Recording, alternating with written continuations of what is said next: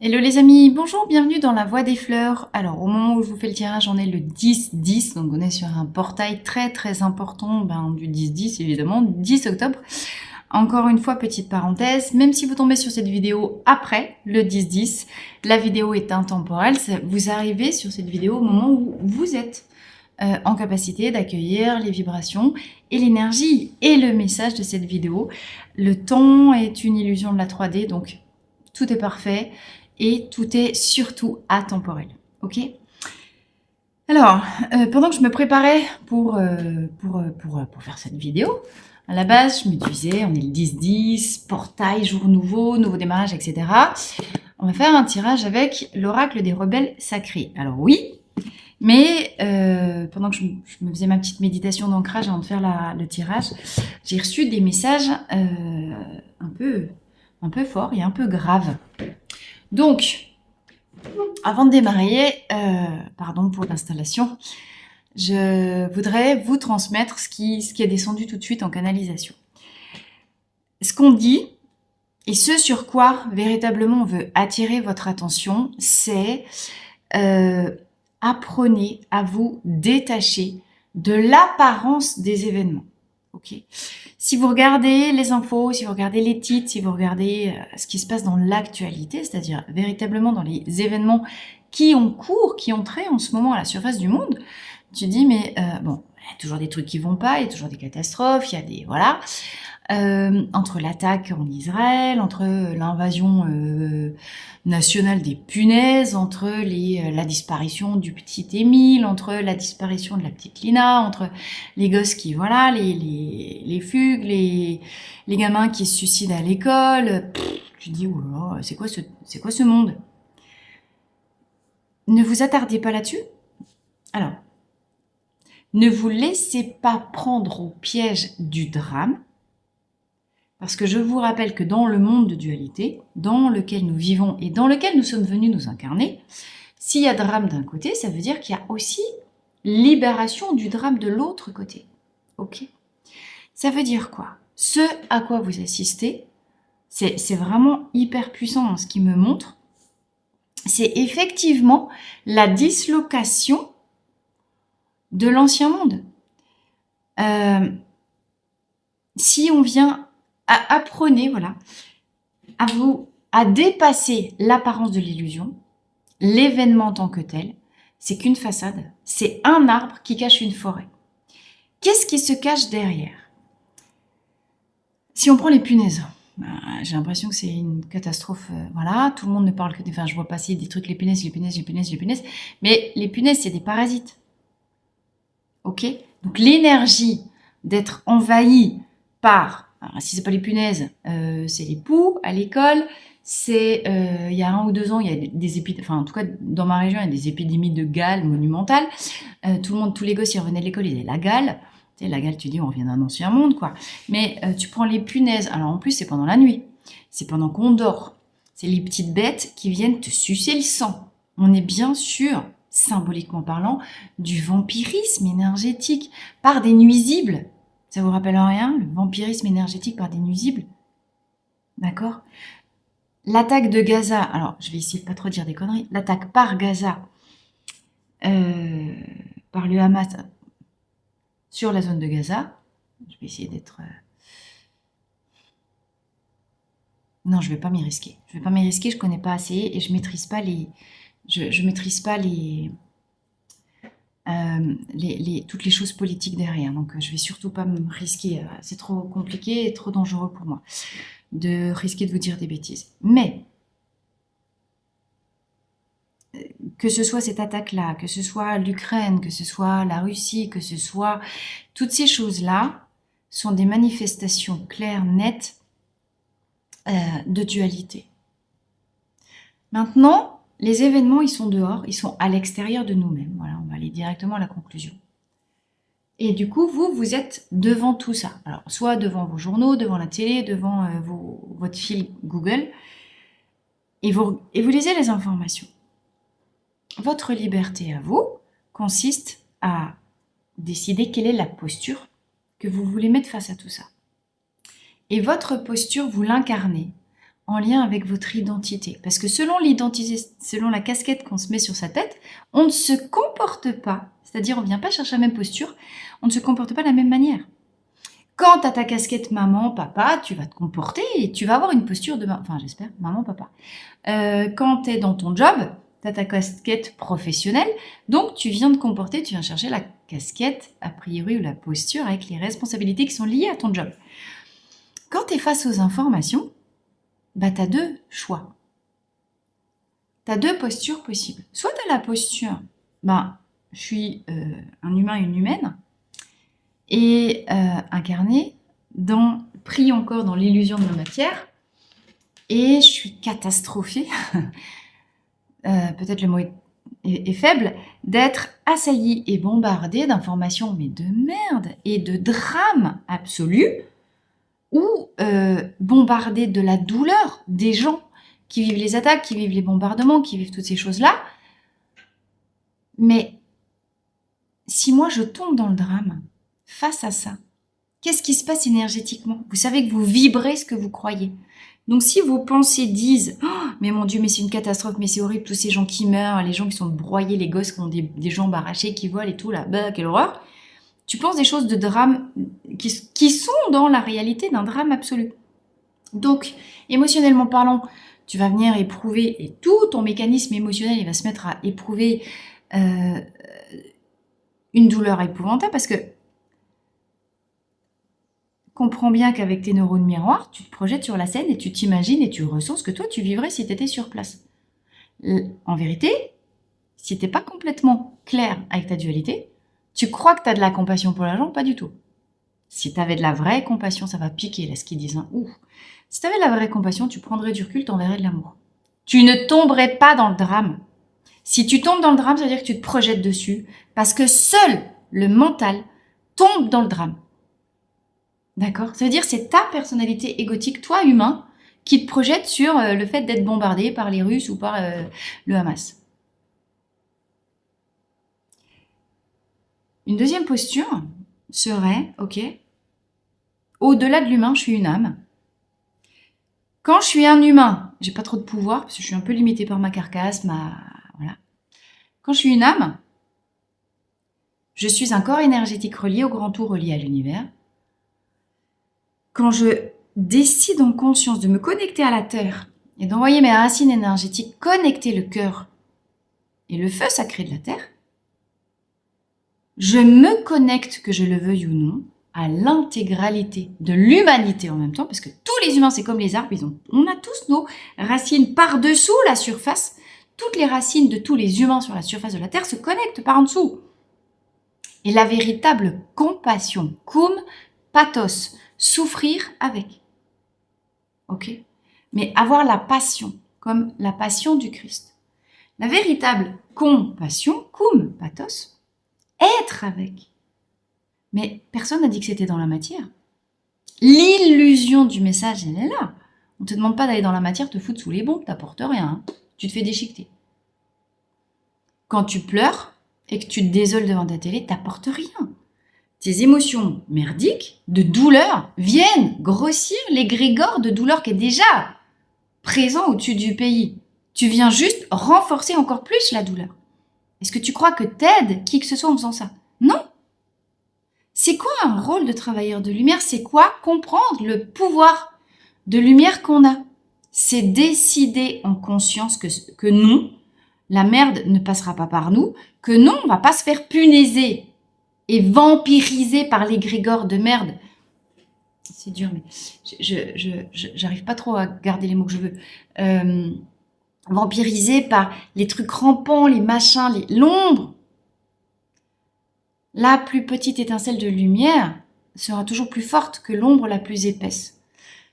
Et quand tu décides dans ton amour intérieur, dans ta connexion, dans ton espace, dans ton temple, et c'est ça la guérison du yin véritable, descendre en soi, basculer les yeux à l'intérieur, allumer ici ton troisième œil et décider d'être lumière pour le monde. Être lumière pour les mondes et être travers de la lumière, ça veut dire éclairer l'ombre. Ça veut dire que tu te la tapes, l'ombre. Tu y vas en premier, tu es même l'avant-garde. Dans une armée, l'avant-garde, c'est celle qui est décimée pour que le reste de la troupe puisse passer. Si tu es travailleur de lumière, tu es l'avant-garde de la lumière. Et tu as signé pour faire le job. Donc tu y vas. Et y aller, ça veut dire dans l'arrêt, dans l'immobilisme, 10h10. Enfin, 10 minutes 10. Le 10-10. Dans l'arrêt. Basculer le regard à l'intérieur. Basculer le souffle à l'intérieur. Mettre de la conscience sur le pouvoir de se connecter à Terre, Mère Gaïa, à l'intégralité de tous les autres humains sur cette planète. Ouvrir son cœur. Aller chercher en soi les réservoirs d'amour les plus profonds, les plus puissants et décider en conscience d'envoyer de l'amour par le biais de ses racines à Terre, Mère, qui souffre et qui porte l'intégralité, déjà à l'intérieur de son ventre, de toutes les guerres de l'humanité.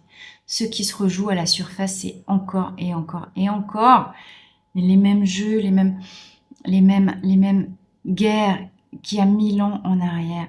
On est au moment où l'ancien monde se disloque, c'est-à-dire, c'est aussi pour ça que l'ombre, elle bombarde, maintenant elle bombarde des punaises, quoi. Rien d'autre à foutre. N'ayez pas peur de ça. Rappelez-vous que vous avez le pouvoir d'illuminer l'ombre si tant est que vous le fassiez en conscience. N'importe quel humain qu'allume ici dans son troisième œil la flamme qui dit « Je suis ». Rappelez-vous la parabole du buisson ardent.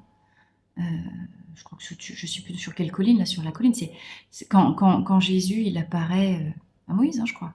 Désolée si je me trompe, mais... Rappelez-vous la parabole du buisson ardent. Vous avez la possibilité de l'être. Décidez-le. Décidez, ok, je me connecte à la terre. En envoyant mes racines dans le feu de la terre, je me connecte aux racines de l'intégralité de l'humanité. Et quand j'ouvre mon cœur, je décide d'envoyer mon amour.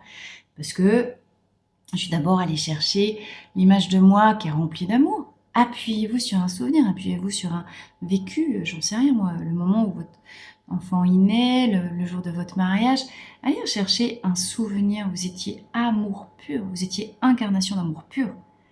Et cette vibration que vous aviez à ce moment-là, dirigez-la en conscience sur tous les gens, les peuples et les situations dramatiques, les familles qui souffrent, les enfants qui meurent, les animaux qui sont déchiquetés, et tous les endroits où il y a cette ombre hyper vive, en fait, encore à la surface de la Terre. Parce que votre pouvoir, il est là. Votre pouvoir, il est là. D'accord ? Et aujourd'hui, 10-10, portail du 10-10. Je vais couper en deux, il faut que je coupe parce que là, il y a la partie canalisation pure qui est un peu... Voilà.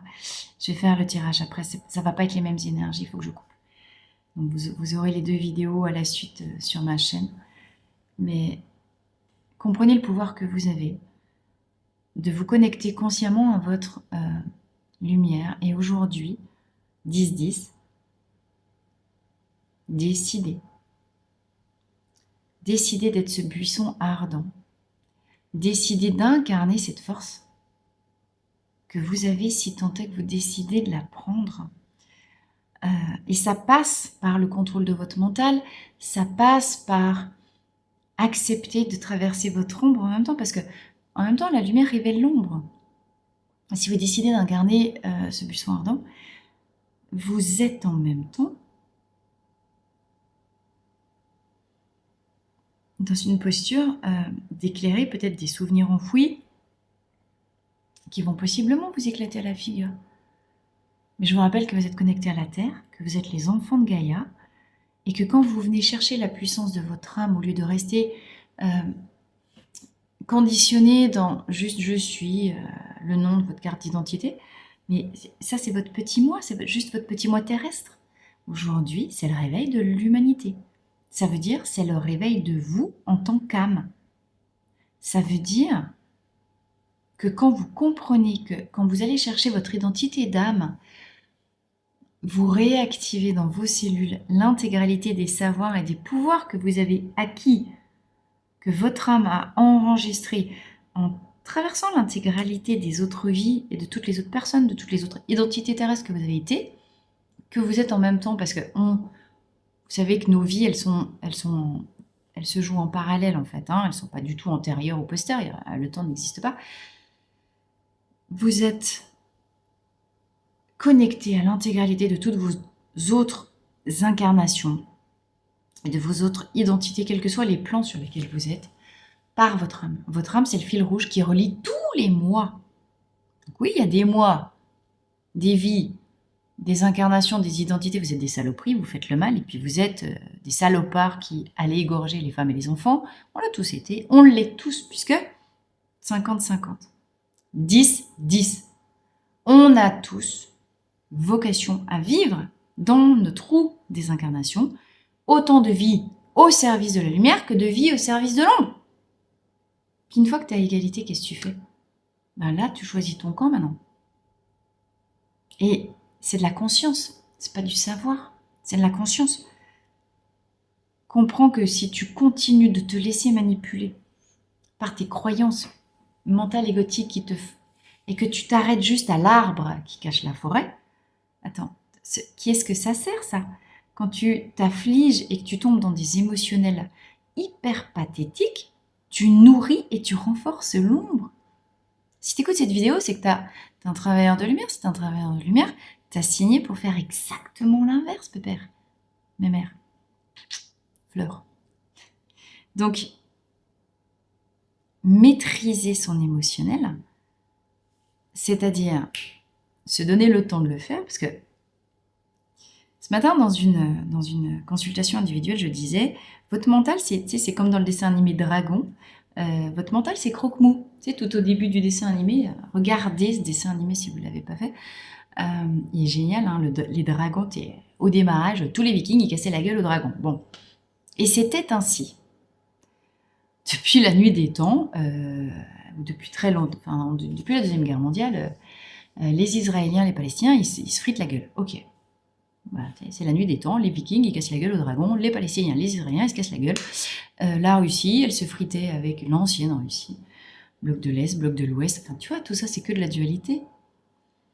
Et un jour pas comme les autres, tu comprends que, au-delà d'être juste une identité terrestre, et quand tu as commencé à blesser ton mental, le petit Viking il lui pète l'aile au dragon, puis au moment où il va l'achever, il a hyper pitié, il le libère. Ils apprennent à s'apprivoiser. Et après, il se passe un truc qui n'a jamais eu lieu dans l'histoire de l'humanité des Vikings. Les Vikings et puis les dragons, ils deviennent les meilleurs amis du monde. Peut-être qu'il va se passer un truc qui s'est jamais produit dans l'histoire de l'humanité. Les Palestiniens, les Israéliens vont devenir les meilleurs amis du monde. Et puis les Russes, et puis les Ukrainiens, puis les Tchétchènes, et puis les Tchétchènes, et puis les machins, puis tout ce qui se passe dans les Balkans est pareil. Tu vois ? Sur le temps, sur la durée. Et ça dépend de notre posture à tous.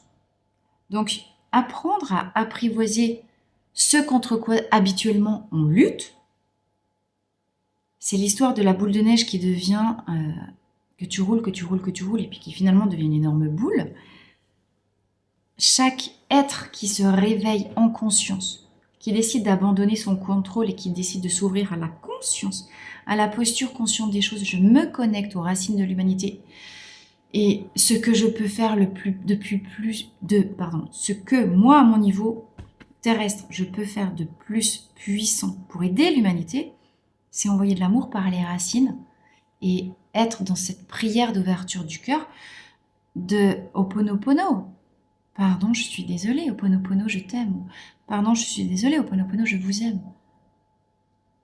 Et pourquoi je suis concernée par ce qui se passe là-bas? Parce que peut-être que c'est juste à cet endroit-là, dans tous les foyers de drame, qui se manifestent ponctuellement à des endroits matérialisés sur la planète.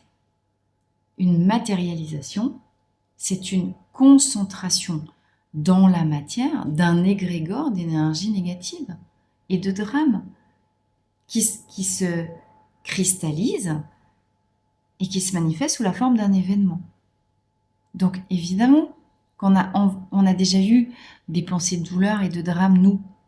Mais tous les trucs de drame qu'on renvoie dans l'espace, il arrive un moment, ça pleut, ça se cristallise. Et au-delà du drame, il n'y a pas que nous qui sommes responsables, hein, je te rappelle.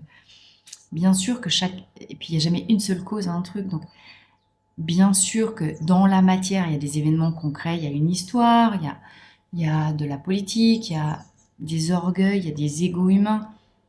Puis dans la vibration, il y a l'intégralité des énergies négatives qu'on a déjà libérées. Et rien ne se perd, tout se transforme. Tu t'es déjà demandé ce que devenait la négativité que tu libérais?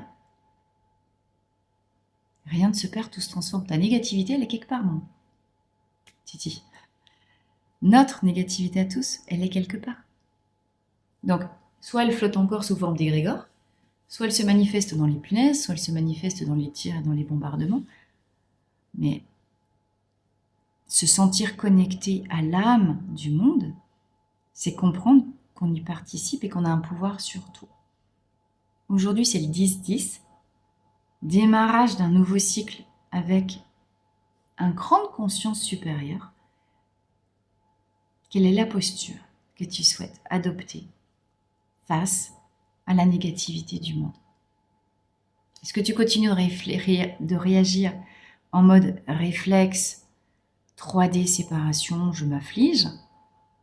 Auquel cas tu nourris l'ombre? Est-ce que tu décides d'apprendre à te maîtriser? Est-ce que tu décides de venir au contact de ton mental qui fait des résistances, qui est comme croque-mou au début, quand le gosse il lui envoie son filet là, puis qu'il lui pète une aile, ou la queue, je sais pas quoi. Ton mental, il est dans cet état-là. Regarde la scène, tu vois comme il devient fou, le croque-mou, là, quand il est emprisonné. Mais ton mental, il se passe ça. Quand tu commences à venir reconnecter ton cœur, ton mental, c'est un croque-mou qui est fin affolé d'être prisonnier, de bien sentir qu'on lui a déjà pété une aile. Et il a besoin de tout ton amour pour être et accepter d'être domestiqué, pour te faire confiance à un niveau plus profond. Mais quand on est là, ben, tu montes dessus, puis tu viens connecter ton âme et tes pouvoirs d'âme. Accepte de traverser ton ombre, accepte de traverser tes propres libérations, mais surtout, apprends à domestiquer ton mental, apprends à te détacher des pensées de drame, apprends à être dans une autodiscipline ferme et non négociable. Le drame ne passera plus par moi. Quand j'observe qu'il y a un truc de drame qui me touche et qui me fend le cœur, je bascule à l'intérieur de moi, j'allume ma flamme et j'envoie de l'amour et du ponopono. Point. Et là, j'agis concrètement. Vibratoirement, mais concrètement. En tout cas, dans le subtil, j'agis de manière beaucoup plus efficace que si je restais sur ma posture à me lamenter. Oh bah mon Dieu, mon pauvre, les pauvres gens, mais mon Dieu, qu'est-ce qu'ils vont devenir? Là, on envoie de la merde. Donc, 10-10, quelle est la posture maintenant que tu désires incarner dans ta vie? C'est maintenant, c'est toi qui as le choix. Soit tu reprends ton pouvoir, soit tu décides de continuer d'accorder de l'importance à l'illusion de la matière. Et j'ai une guêpe qui vient tourner autour de l'appareil. Les guêpes, c'est des grosses énergies, c'est des gardiennes en fait. Donc, et des guerrières. Mais avec un pouvoir de gardiennage qui est hyper important parce que elles ont des capacités de ventilation quand c'est trop chaud, quand il y a trop de feu. Elles se mettent toutes ensemble, elles font bzit bzit comme ça, puis elles ventilent avec leurs ailes. Elles sont hyper puissantes, les guêpes. Vous avez un pouvoir de ventilation de vos ondes et de votre amour qui est tellement plus puissant que ce que vous pouvez imaginer. C'est à vous de savoir si vous avez envie de le prendre. Ça, c'était le message de la canalisation du jour. Je vais faire une deuxième vidéo dans la foulée avec le tirage de l'oracle des rebelles sacrés. Alors, je vous dis à tout de suite pour la suite. N'hésitez pas à liker, partager, vous abonner, activer la cloche des notifications. Mettez-moi si ça vous parle dans les commentaires, cette canalisation. Mettez-moi ce que vous préférez, ce que vous aimez mieux quand je fais des tirages, ce que vous aimez mieux. C'est assez différent quand même dans les énergies. Quand je laisse juste descendre les canalisations, je crois que je suis en train de me chercher un peu aussi. Il est l'heure. L'ego. Je suis en train de me chercher un peu dans la manière de transmettre les choses que je reçois parce que ça bouge, je sens que ça bouge. Alors, dites-moi ce qui vous parle le plus et voilà, vous pouvez juste en rester là, vous pouvez aller chercher le tirage derrière. En tout cas, je vous embrasse pour ceux qui restent là Merci d'être là, merci d'être présent, merci de me faire exister dans votre vie à travers ces vidéos. Et pour ceux qui continuent, je vous dis à tout de suite sur le tirage de l'oracle des rebelles sacrés. N'oubliez pas, vous êtes une guêpe et vous avez tellement plus de pouvoir que ce que vous pensez.